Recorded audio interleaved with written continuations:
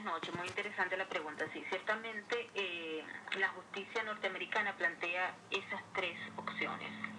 Declararse no culpable, que es el caso que ellos asumieron ayer, es declarar ir a juicio. Y cuando la fiscalía viene con todo, o sea, el ente acusador viene con todo, lo que significa que mostrar todas las evidencias, todas las pruebas ante el juez, y los abogados de la defensa tienden a tratar de suprimir esas evidencias para que la cadena al final sea mejor. Declararse no culpable no quiere decir que ellos sean inocentes, no.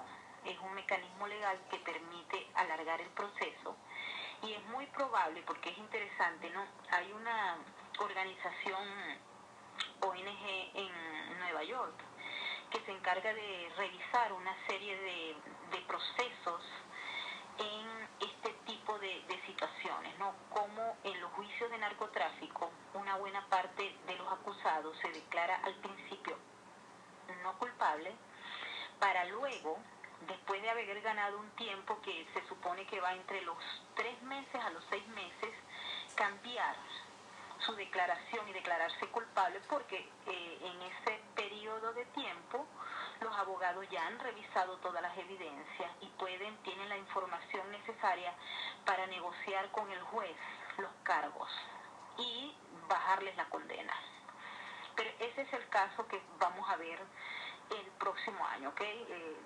No van a ser inocentes y la fiscalía no va a desistir de este evento, porque aparte de que hay muchísimo tiempo, dinero y personal invertido en esta acusación, el gobierno de los Estados Unidos no estaría en disposición de perder un caso como este. Conclusión, ellos a la final van a tener que pagar y van a ser culpables, porque las evidencias al parecer son definitivamente muy sólidas. Esta es la otra opción: me declaro culpable. Esa es la vía más fácil, y hay muchos acusados que toman esa vía porque esa les va directamente. Cuando tú te declaras culpable ante el juez, inmediatamente empieza el proceso, lo que llaman ellos el jugueteo de la sentencia. La defensa no es que se va para su casa y dice ok, ya bye, no. La defensa viene, revisa las evidencias, y hay un proceso que va hasta unos 180 días para que se produzca una sentencia. Pero en ese tiempo, cuando tú te declaras culpable, te viene un beneficio declararse culpable, porque te permiten suministrar información sobre los elementos de la organización, porque el narcotráfico no es un asunto que se trabaja individualmente, ¿no? Entonces, el gobierno de los Estados Unidos está buscando información sobre las organizaciones, sobre los carteles. Y si cuando los muchachos se declaran, o los acusados se declaran culpables, ellos le van a decir, la fiscalía va a decir, ok, no vas a cadena perpetua si nos suministras este tipo de información, cómo es la estructura del cartel, quiénes son, cómo está, toda esa información que requiere la fiscalía para investigaciones que ellos están avanzando en otros niveles. Estos serían unos niveles muy bajos, lo de los narcosobrinos. O sea, hay otros niveles que son las cabezas de las organizaciones de narcotráfico, que son muy difíciles de escudriñar fácilmente para un fiscal federal de los Estados Unidos. Y la vía por la cual ellos reciben esa información es a través de las personas que se declaran culpables, y para bajar sus años de cárcel dan información. Hay unos que están muy comprometidos y prefieren vivir en la cárcel toda la vida que salir y que los maten las mafias, ¿ok? Porque esto también está previsto. O sea, hay gente que se queda en la cárcel y vive allí forever. Cadena perpetua, vive allí pero está vivo. Si sale y da la información sobre el capo mayor, sale y al día siguiente muere. Entonces este escenario también, ¿ok?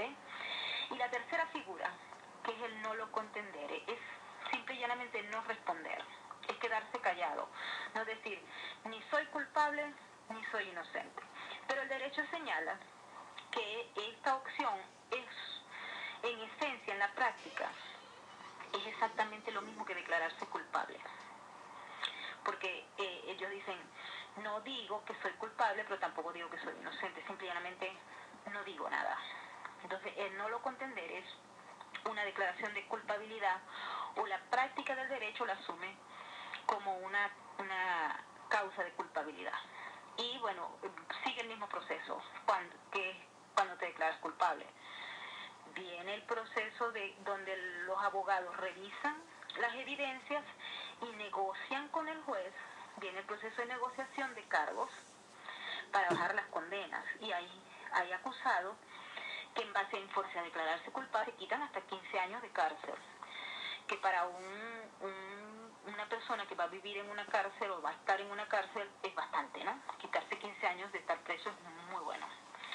Si hay gente que lo condena a 40 años, a 30 años, a 50 años o de cadena perpetua.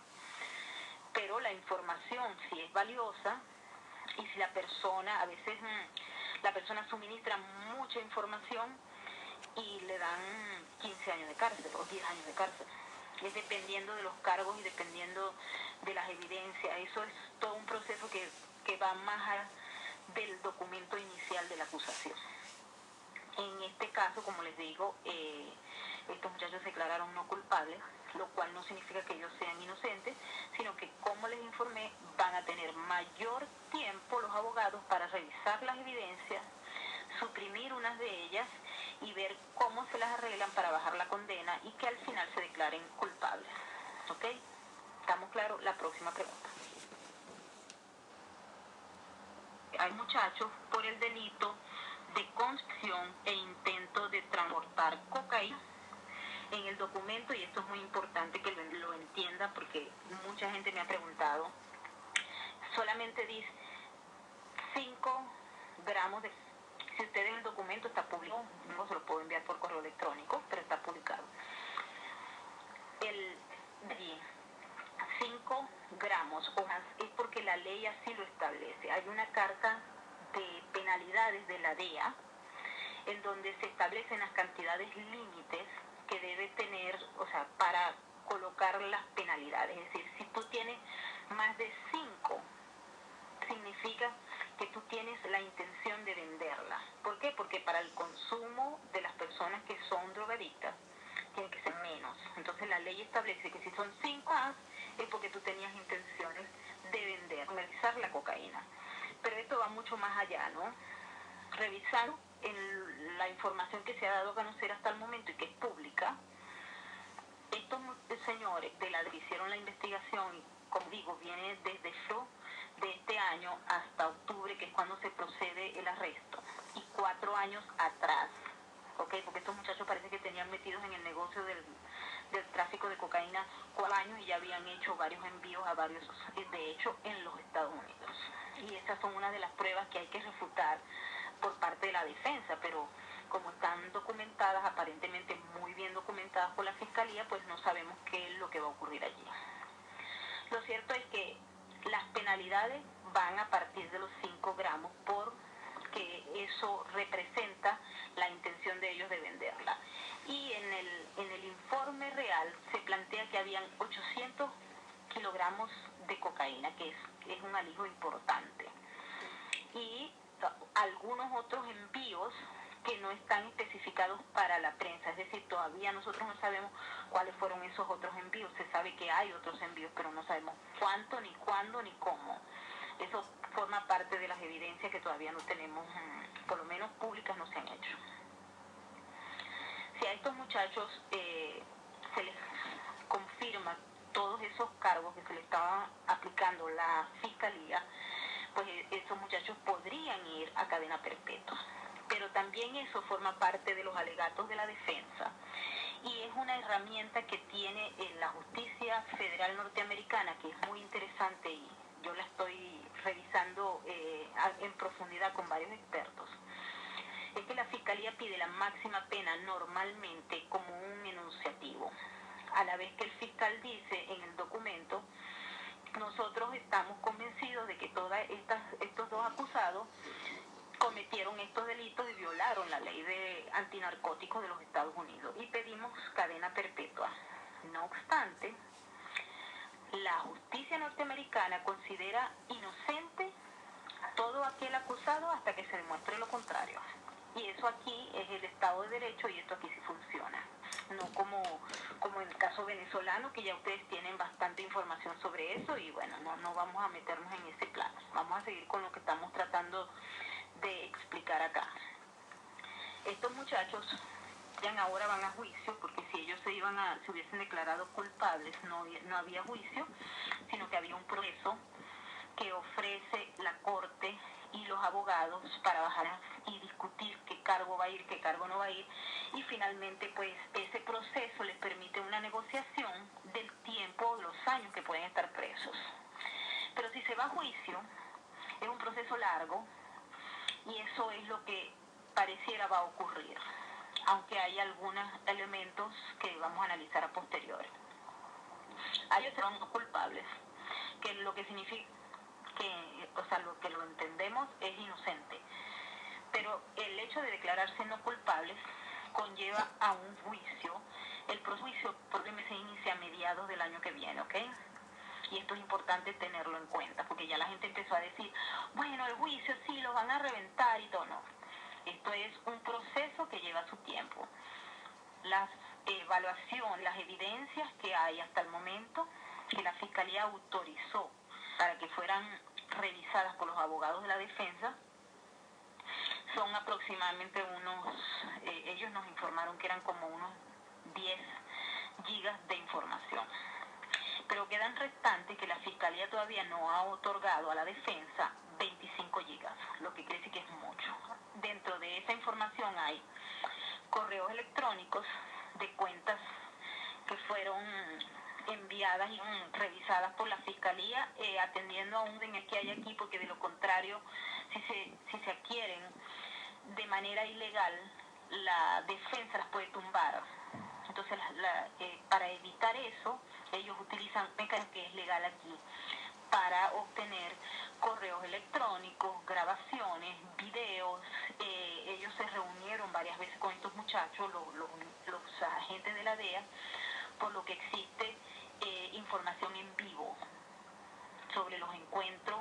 Hay una persona que todavía no vemos su identidad y creo que no la vamos a saber por un tiempo, que fue un informante de la DEA que sostuvo un encuentro y concretó el envío de Honduras, desde Tegucigalpa.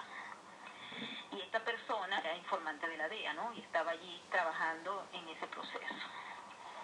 Va a pasar a partir de ahora bueno, los 60 días que se tomaron ayer corresponden nada menos y nada más que al cambio, o sea, es un beneficio para ellos, ¿ok? Se entiende como beneficio para los muchachos, los acusados. Al cambiar por el proceso que habíamos hablado de que si ellos tenían que presentar la legitimación y trataron a un lado público, esta gente, este nuevo abogado que trabaja con un equipo de 5 personas, ahora 60 días para revisar lo que ya el escritorio jurídico privado había hecho. Es decir, que esos 60 días son extras para los muchachos. En la medida en que se alargue el tiempo, ellos no van a ser condenados, entonces están considerados en otro nivel. O sea, ellos no están inclusive en la celda que corresponde a la gente que ya está sentenciada, sino que están en pre-trial, que llaman aquí, que es antes del juicio. Esos 60 días, ellos pidieron inicialmente, la Fiscalía pidió 45, dijo, bueno, ya tenemos bastante, ya ha pasado bastante, 5, este nuevo abogado dijo, no, yo necesito 15 días más, vamos a tener 60, y el juez aprobó 60. Lo que quiere decir que esa nueva audiencia, que no va a ser el inicio del juicio, y eso es importante que lo entendamos, esa nueva audiencia que va a tener a las 12 del mes, va a ser simplemente para que la defensa entienda y reciba todos los materiales, cuántas acusaciones de peso hay, cuáles son los elementos, y la defensa gana tiempo con eso, ¿ok? Gana tiempo, la fiscalía es el órgano que acusa, ¿ok? Es el ente acusador.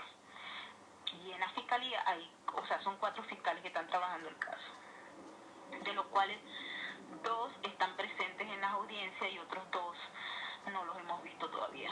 De todas maneras, ellos tienen prohibido podido hablar con la prensa, ¿no? En febrero, ¿qué es lo que va a ocurrir?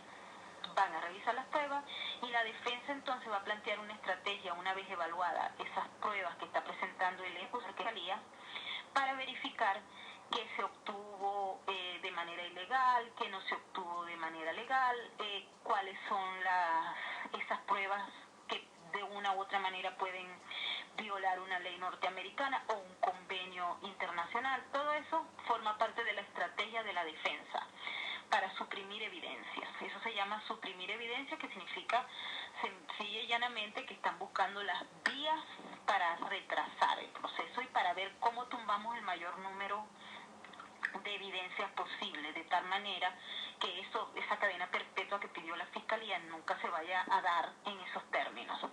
Y eso está planteado, la justicia aquí es así. Así es que podemos estar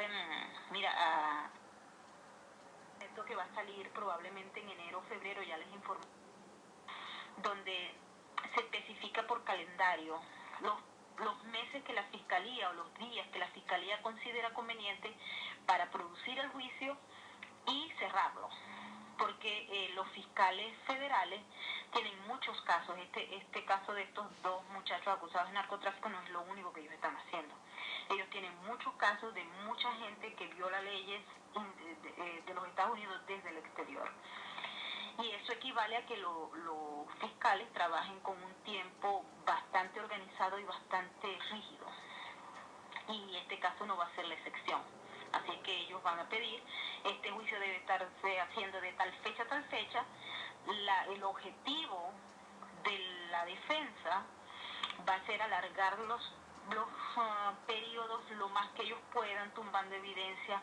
También pueden cambiar las audiencias a última hora, como ocurrió en esta oportunidad con el escritorio jurídico privado, que tuvo la oportunidad de hacer 2 mociones. Han estado al tanto de eso, pero desde el 12 de noviembre, cuando los muchachos fueron apresados, ellos el 18 de noviembre como la próxima cita para hacer lo que ocurrió ayer. Y el escritorio jurídico lo cambió. Hubo una nueva moción y aquí se pueden hacer tantas mociones como la defensa pida y la fiscalía, el ente acusador, acepte. Entonces, en este caso es normal que ellos hayan pedido esa primera moción. Luego vino una segunda moción. El día 16 de noviembre, la audiencia estaba prevista para el 18 de noviembre.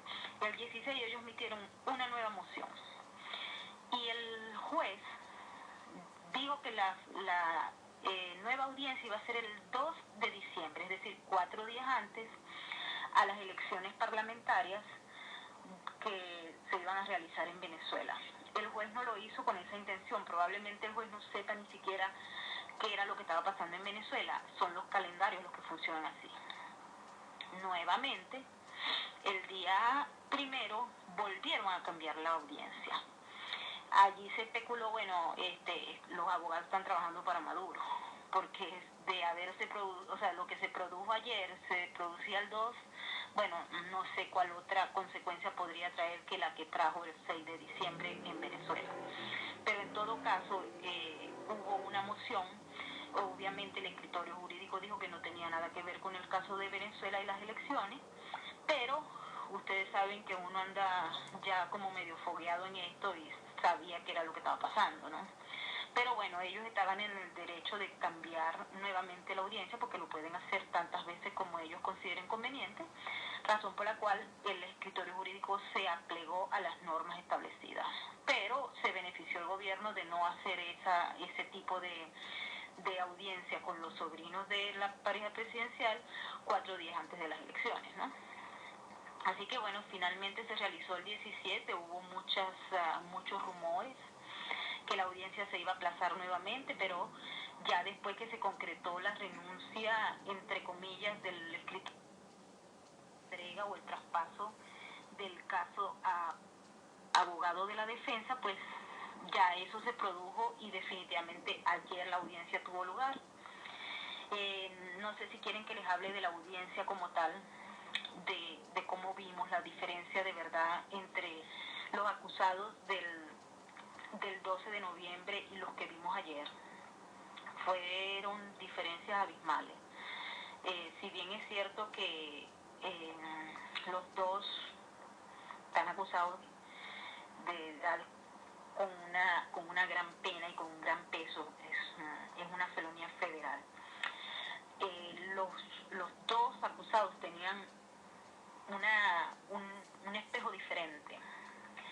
El hijo de crianza de Maduro, Campos Flores, vamos a llamarlos así para que los identifiquemos, que era el muchacho que tenía la defensa privada y que el escritorio jurídico se la cedió a este otro defensor público. Ese muchacho perdió mucho peso, fue lo que más me llamó la atención. Estaba pálido y había perdido mucho peso. Estar en la cárcel no es nada agradable para nadie, pero para estos muchachos que tenían o que se creían que tenían el mundo en las manos, debe haber sido muy fuerte. Para todo ser humano es fuerte, pero para ellos que estaban en emocionales muy fuertes. De allí que él salió muy nervioso cuando lo llevaron los alguaciles y lo sentaron en la mesa frente al juez. El muchacho estaba que no coordinaba, rezaba, lloraba, no podía hablar. Se le acercaron los abogados privados que lo estaban defendiendo hasta ayer, hasta que el juez aprobara la transición para el abogado público, y después le presentaron el otro allí, o bueno, no sé si lo conocía antes, en todo caso pareció que había sido una presentación desde donde nosotros podíamos observar. Y el muchacho tenía problemas de concentración, él tenía que llenar unos formularios y firmarlos, y una persona extra vino a ayudarlo porque él estaba, se le veía que estaba muy nervioso y lloraba, se presignaba, miraba hacia donde estaba el público, miraba con pena a veces y con horror, ¿no? El muchacho se ve que tiene muchos problemas. En cambio el otro, Flores de Freitas, que es sobrino de Cilia Flores, más no se crió en el hogar del actual presidente y primera dama, sino que él es un primo, un sobrino de afuera, primo de este muchacho, pero no tenía, tal vez, o no sabemos, pero se veía que el otro es un tipo más duro, más de la calle, ¿no? Y ese vio ciertamente en la primera un presidente de todos, de los dos. Y ayer bajó la prensa, pero tenía un poco, pero también se le veía muy delgado, ojeroso, y estaban limpios, tenían el cabello se veía que habían bloqueado, pero estaban bien, se veían presentables, pero sin embargo la diferencia fue a mis ojos el peso y los trasnochos, ¿no? Se les nota que están agotados a los dos. También estaba tratando de mirar y de ver si ahí había alguien. Él estaba buscando a alguien definitivamente, pero no sé quién sería. Miraba con insistencia, regresaba a la vista del juez y volvía a mirar hacia atrás, pero no lloró, no se sintió como el otro, ¿no? Emocional. Todo lo que ve que este proceso, que no es un proceso fácil, les ha tocado, ¿no? O sea, les ha tocado desde el punto de vista, yo lo veo como el ser humano, ¿no? Y bueno, es un proceso, es una experiencia que tal vez ellos no se la habían imaginado nunca en su vida, pero es importante que muchos de los que están ahorita, porque nos queda no nos queda duda de que estos no son los únicos, es decir, que dentro de la organización del Estado existen muchos Cántores y muchos Flores de Freitas. Por la manera como esa organización funciona, no puede ser que estos dos sean los únicos. Tiene que ser que ahí adentro hay más. Así como ha salido ya información de muchos otros casos, como el caso Macle, por ejemplo, que da elementos suficientes para pensar que existe dentro del Estado venezolano una mafia que maneja algunos negocios que obviamente no tienen nada que ver con la legalidad. Y este caso, que va a traer mucha tela que cortar, yo les puedo asegurar que este va a ser el caso de la que viene, junto a otro que está por entrar. Este caso nos lleva a revisarnos como país, como ciudadanos, como institución, porque definitivamente lo que estamos viendo es una podredumbre, un país sin valores, un país donde el gobierno es un ente que se encarga de manejar organizaciones criminales ligadas al tráfico de drogas y al lavado. Entonces, cuando nosotros llegamos a ese nivel, yo lo digo porque yo, como todos los que están aquí escuchándonos a esta hora, soy venezolana, amo a mi país y llevo a mi Venezuela en mi piel, en todo lo que yo hago en mi mente. Y es un momento, cuando yo veo estas cosas desde aquí, desde la ciudad de Nueva York, somos tía página, no por las cosas maravillosas que todo venezolano, estoy segura, tiene adentro, sino por elementos de esta naturaleza, de un Estado que ampara el narcotráfico. Cuando tú ves que esto ocurre, tú sientes que necesariamente todos los que formamos parte de ese país llamado Venezuela tenemos que llamarnos a una reflexión y tenemos que revisar, o sea, cómo es posible que nosotros hayamos llegado a esta situación. Si tú evalúas, todos los que están allí están muy informados, cómo ha sido nuestro recorrer en la historia política de los últimos años, podemos observar cómo hemos, de una u otra manera, hemos sido irresponsables de dejar que las personas menos indicadas trastocaran todo el proceso, todas las instituciones y los valores de la sociedad, que es lo más importante. Les juro que ayer, cuando yo estaba presente en esa audiencia, sentí definitivamente vamos muy mal. Definitivamente esto no es Venezuela. Definitivamente nosotros no podemos estar resentados cosas. Porque no es. Yo conozco miles de venezolanos que tienen mucho que darle al país para cambiarlo y para transformarlo. Y les puedo asegurar que muchos están dispuestos a abandonar todos esos proyectos que se amparan en el extranjero para regresar y trabajar. Es mucho lo que toca. Nada de lo que tenemos es fácil. Y desmembrar un Estado cuyo soporte son organizaciones criminales internacionales no es fácil. No es fácil lo que le toque si es que procedemos a un cambio y vamos a hacer las cosas como son. No es fácil porque estamos en una estructura absolutamente podrida. Ok, bien interesante la pregunta. Para que una evidencia sea contundente, tiene que tener un basamento, una prueba. O sea que la delación puede indicar al investigador por dónde ir. Es decir, Aponte Aponte informó y trajo pruebas, porque puedes decir, pero decir y no tener pruebas para probar lo dicho, más o menos equivale al no una evidencia, o sea, a la no generación de evidencia. Entonces, cuando tú acusas a alguien verbalmente, en esos estándares, en esos niveles, requieres probar para que la acusación tenga fortaleza y se convierta en una prueba irrefutable para que el gran jurado la pase para la corte. Eso, al parecer, yo no manejo, o sea, esos expedientes son secretos, esos expedientes forman parte de información confidencial hasta que llegan a la corte. Hay varias fuentes que han informado, y de hecho esta información se ha dado a conocer por medios españoles más que todo, y se han replicado luego aquí en los Estados Unidos, específicamente en Miami, de la existencia de los expedientes ya elaborados y bastante avanzados contra Cabello, contra el Aizami y contra otros miembros de la cúpula del gobierno. Pero hasta que esos expedientes no reúnan las evidencias que el jurado, el gran jurado, va a observar, va a analizar, para decir, sí, también no puede ser refutado por la defensa. Hasta que eso no ocurra, el expediente no se convierte en un expediente fuerte. Porque, como les digo, eso va en estos casos, ¿ok?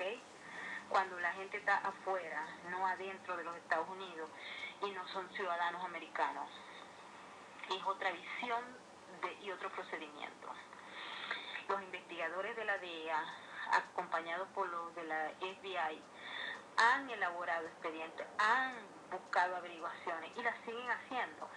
Están tratando de conseguir el mayor número de pruebas para convertir el expediente en irrefutable, de tal manera que cuando la fiscalía, que es el ente acusador, lo presente al gran jurado, el gran jurado tiene como norma y como función revisar para que las pruebas que presenta la fiscalía como ente acusador no vayan a ser fáciles de refutar, que sean irrefutables por el ente que va a defender el caso. Porque de lo contrario, aparte de gastarse una fortuna, porque eso cuesta mucho dinero, ¿ok? Investigar, que la DEA investigue, cuesta muchísimo dinero. Y que el jurado revise las pruebas es para blindar a los Estados Unidos, al sistema jurídico norteamericano, de que la defensa de una gente que está afuera de la frontera y que puede convertirse en un gobierno, si bien no enemigo, un gobierno no amigo. O sea, en los Estados Unidos no se puede dar el lujo de que vaya a acusar a un personaje, a una cúpula como Diosdado Cabello, se proceda y después la defensa aquí diga que esas evidencias no son lo suficientemente fuertes como para montar un caso. De allí la tardanza, de allí que pueden pasar mucho tiempo. Lamentablemente para todas aquellas personas que están buscando que la justicia norteamericana acabe con los pillos venezolanos, eso no va a poder ocurrir en los términos en que la gente desea, porque el sistema jurídico norteamericano requiere de evidencias que sean tangibles, que se puedan colocar inclusive en tribunales internacionales y que los Estados Unidos no vaya a perder por presentar pruebas que no son lo suficientemente fuertes como para llevar a cabo una acusación contra el segundo jefe de gobierno de un país sudamericano. O sea, eso no va a plantearse de esa forma porque por lo menos en el derecho norteamericano esa posibilidad no. Para todos aquellos que están esperando que eso ocurra, lo ven como una factible solución a los problemas que tenemos en Venezuela, pero lamentablemente, les estoy diciendo la verdad, me gustaría que fuera de la otra versión, pero no puede ocurrir así. De hecho, hay muchos expedientes abiertos. Hay ahorita uno que está casi al punto de llegar.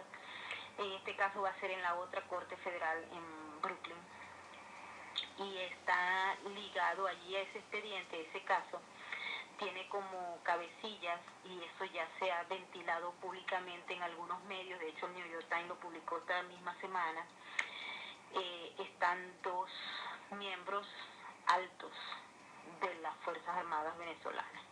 Está el general Néstor Reverol y está el general Heriberto Molina Molina. Hay más, los nombres que se han colado son esos. Hay otros más, son militares 11, según la fuente que nos ha dado hasta ahora esto, ¿no? Y hay otros que son civiles. Pero eso, si bien el expediente está casi listo para entrar, y le digo, ese expediente tuvo que pasar el proceso que llevó el de los narcosobrinos, que los investigadores de la DEA revisen la información, recolecten las pruebas, creen y generen evidencia por todas las vías legales, porque si son ilegales las tumban, ¿okay? Tienen que ser legales para que pasen, que se elaboraran los expedientes en la fiscalía, que se llevaran al gran jurado, que el gran jurado revisara todas esas pruebas, etcétera, etcétera, diagnosticara las pruebas y supiese que esas pruebas eran suficientemente consistentes como para que el caso pasara a la Corte Federal. ¿Qué fue lo que ocurrió con los narcosobrinos? Cuando pasa a la corte, ahí está, vamos a llevar a estos muchachitos, los buscaron allá en Haití y se los trajeron en un avión. Yo no a estas alturas del partido por ejemplo, el general Hugo Carvajal se le vaya a ocurrir salir del país. Y así ocurrirá con... Yo me imagino que a esta altura del partido, después de saber quién, o sea, el que comete el delito lo sabe. Yo no creo que ese señor, que el general Reverol, se le vaya a ocurrir irse de vacaciones a Aruba en este instante. O ir a Disney, no creo. Así como tampoco creo que el general Molina se le vaya a ocurrir ir a Argentina a pasear a ver los pingüinos. Yo no creo que eso proceda, porque ellos saben que están en el expediente y ellos sí están seguros. Pero Diosdado Cabello todavía no. Hay mucha información aparentemente, pero no hay nada concreto en este momento en la fiscalía, ya listo el expediente para pasarlo al gran jurado. Ese paso no está allí, no está dado todavía. Por eso yo va a Brasil y va a Haití y pasea por donde él cree que está seguro. No sé si contesté toda tu pregunta. Muchas gracias por la pregunta. En estos momentos creo que eso no podría proceder por una razón, y es que cuando se arman los expedientes y la Corte sabe que estas personas son responsables de haber violado el derecho norteamericano en el sentido de traficar con droga o permitir otro elemento como el terrorismo internacional, etcétera. Ellos, esa lista de la que hablamos anteriormente, y esa lista los hace visibles en aeropuertos del mundo. Interpol está allí, pero la Interpol no va a ir a buscar directamente a un acusado que esté ahí en la lista allá directamente a Miraflores. En este momento no ocurre. Si estuviéramos en los años 70 o 80, sí. Pero en este momento los cambios que se han producido no solamente a nivel del derecho internacional, sino continental y global, esa posibilidad de que la Interpol adentro de Venezuela agarre a un acusado de los Estados Unidos y lo meta en un avión y se eleve, esa posibilidad creo que no está planteada. No está planteada. Lo que sí está planteado es que esas personas se muevan a otro tipo de jurisdicción, es decir, salgan de la frontera, y allí sí se puede hacer.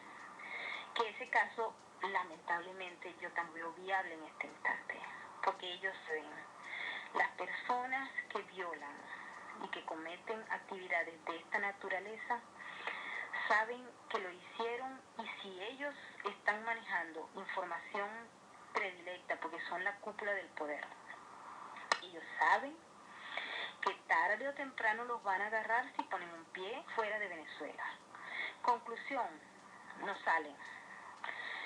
El general Hugo Carvajal salió porque pensaba que estaba haciendo, porque él era el cónsul de Venezuela, lo cual le permitía tener inmunidad diplomática, pero no estaban todas las piezas clave en el gobierno de la isla de Aruba, que es el gobierno holandés, para que eso se produjera. Y es de allí que surge el apresamiento y después la liberación, ¿no? Por otras razones. Pero el escenario es muy atractivo para todos aquellos que, repito, están viendo la posibilidad de que el fin de este proceso pueda venir por estas vías, ¿no? Es difícil, o sea, es difícil que los Estados Unidos, a través de los órganos de policía internacional, puedan atravesar la frontera y llevarse al yeso en esta época.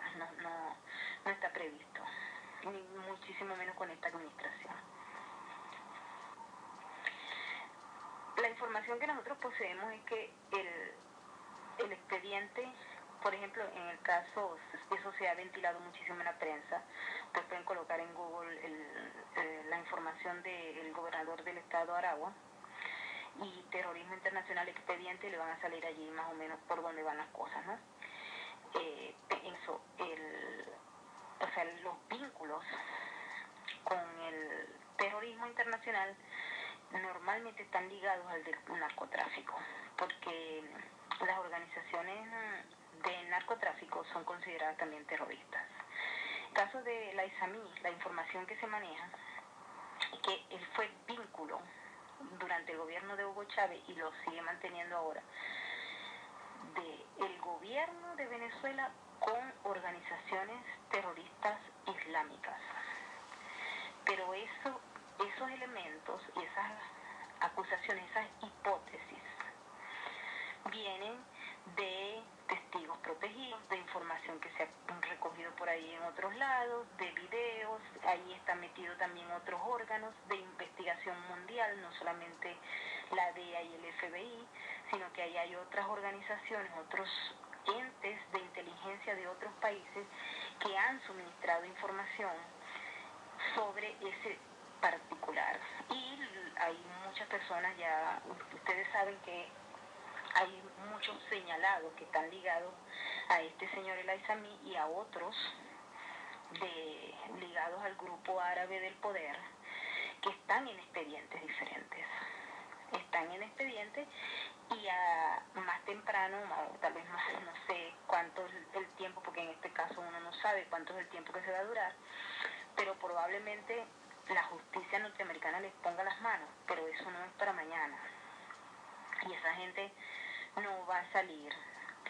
Si ustedes revisan la agenda de lo que ustedes han visto en los medios que tienen caso, revisen las agendas internas.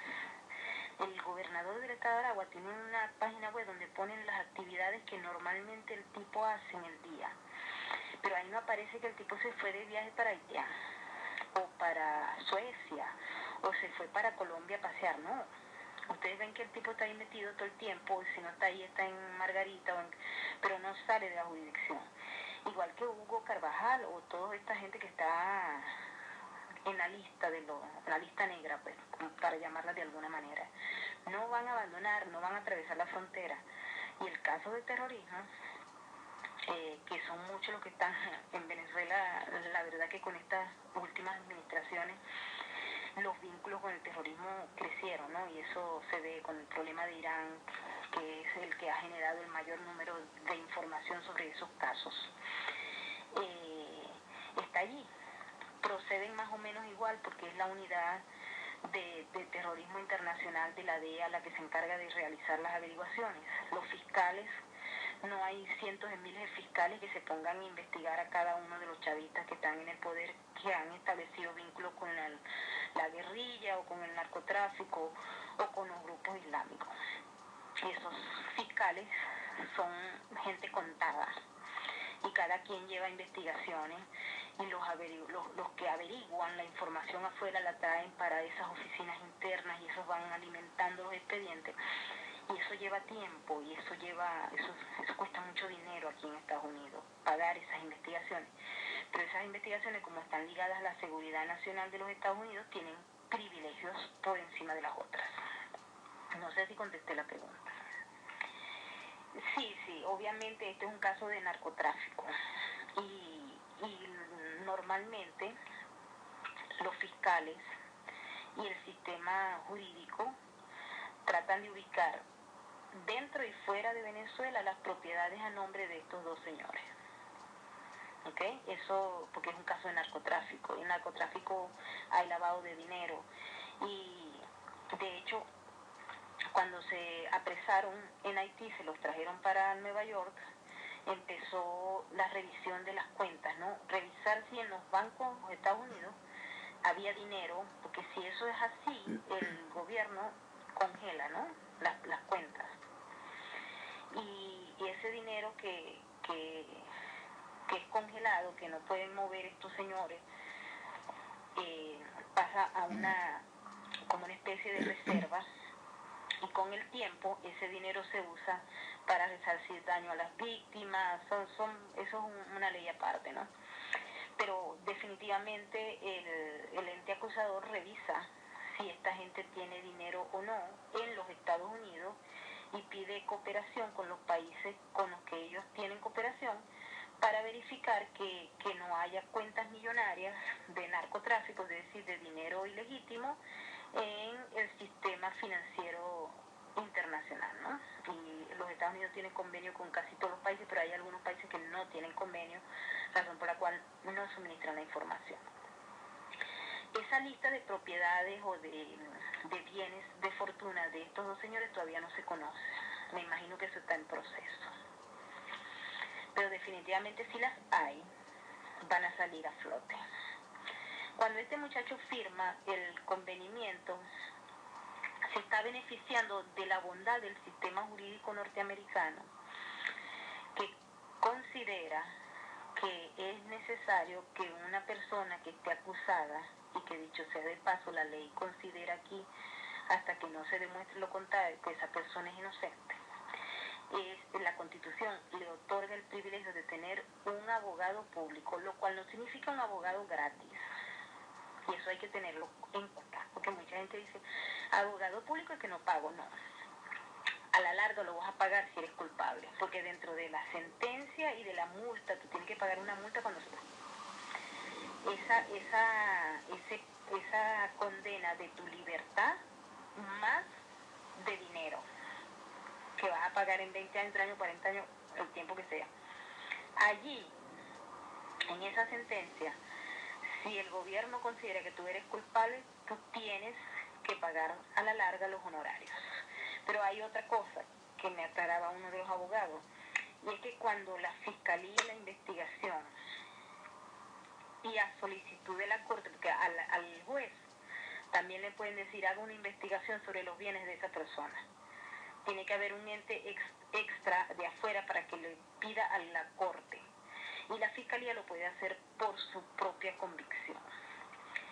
Y si la corte decide, o sea, en respuesta a una apelación que le haya hecho la corte directamente a otro ente externo, hace la investigación y descubre que este muchacho mintió, que definitivamente él sí tenía plata para pagar la defensa privada y se aprovechó de las bondades del sistema judicial norteamericano para quedarse, para no pagar, tener un abogado público. Hay una ley en los Estados Unidos que se llama el Código de Perjurio. Y el perjurio es un delito federal también. Es decir, que si se procede a la investigación y se comprueba que este muchacho mintió, entonces él va a tener otro cargo extra que va a ser perjurio. Que si lo comparas con el cargo de narcotráfico, el de perjurio queda chiquitico, ¿ok? O sea, la diferencia es abismal, porque el cargo de narcotráfico, de traficar, de violar la ley antinarcóticos de los Estados Unidos es muy fuerte. Entonces cualquier cosa que se le compare a eso va a ser muy pequeña, ¿entiendes? No va a tener gran validez. Pero de llegarse a comprobar, él tendría que reembolsar el dinero, los honorarios de los abogados, el doble. Hay diferentes tipos de penalidades y se aplican de acuerdo al caso en cuestión, pero son muchas penalidades. Y una de ellas es reembolsar el dinero que el Estado gastó pagándole un abogado a uno que había mentido y que sí tenía plata para pagarlo. Es un perjurio, es decir, es una felonía federal.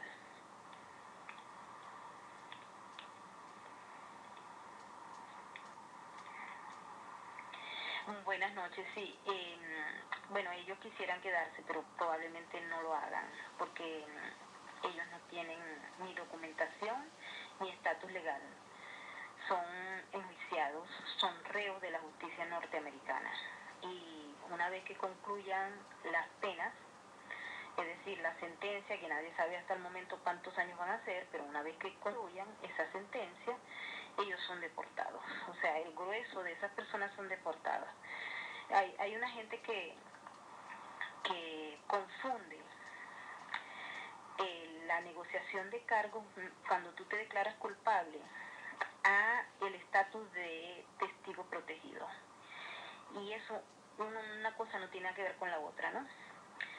En el caso de tú aceptar la culpabilidad de cometer un delito federal, equivale a que tú puedes negociar con la fiscalía el tiempo que tú vas a estar preso, pero tú vas a pagar.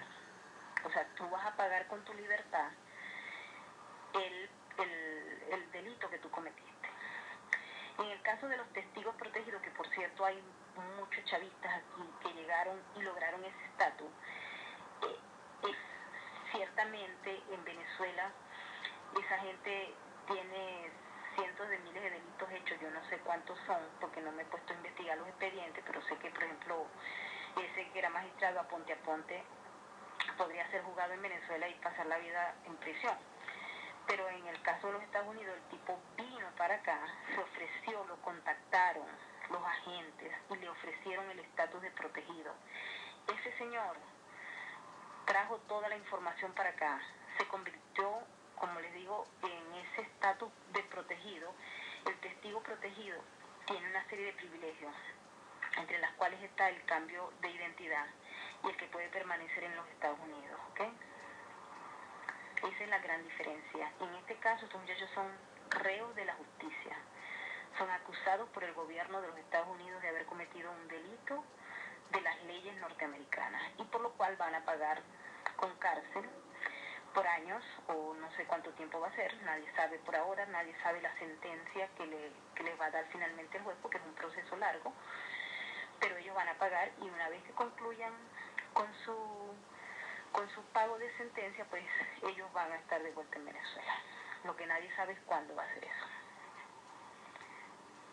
No, ellos lo que negocian es el tiempo de la sentencia, no que se van a quedar aquí y van a estar de lo más divinos ahí en Manhattan, en el Central Park.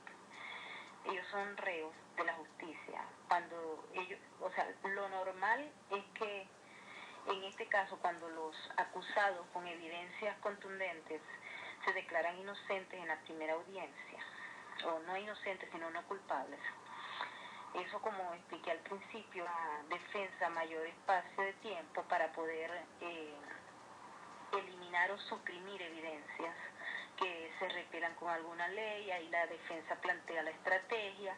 Es muy probable que ellos cambien y se declaren culpables cuando ya haya la defensa haya suprimido una serie de evidencias y tenga más o menos un panorama claro de estos años pueden ser los que pueden eliminar. Entonces, pero ellos van a la cárcel, ¿no? O sea, ellos no es que aquí van a salir inocentes. Ay, no, chévere, me voy a vivir ahí en Manhattan, a pasear en el parque, en el Central Park, ¿no? Ellos van a la cárcel. Y como ellos los agarran infraganti, ellos no gozan de los privilegios que podrían haber gozado si ellos estuviesen traficando droga, pero se les hubiese acercado uno de la DEA y ellos le hubiesen dicho, mira, yo voy a entregar a este con todas las evidencias y yo me convierto en testigo protegido y tú me salvas el pellejo. Ese sería otro panorama diferente, pero ese no es el que está planteado, porque ellos los agarraron infraganti y los pusieron presos a raíz de una acusación de la Fiscalía del Gobierno de los Estados Unidos. Entonces es diferente, ellos no se van a quedar pajareando por aquí, ellos van a estar en la cárcel y de la cárcel después, probablemente después de varios años, vayan a ser deportados.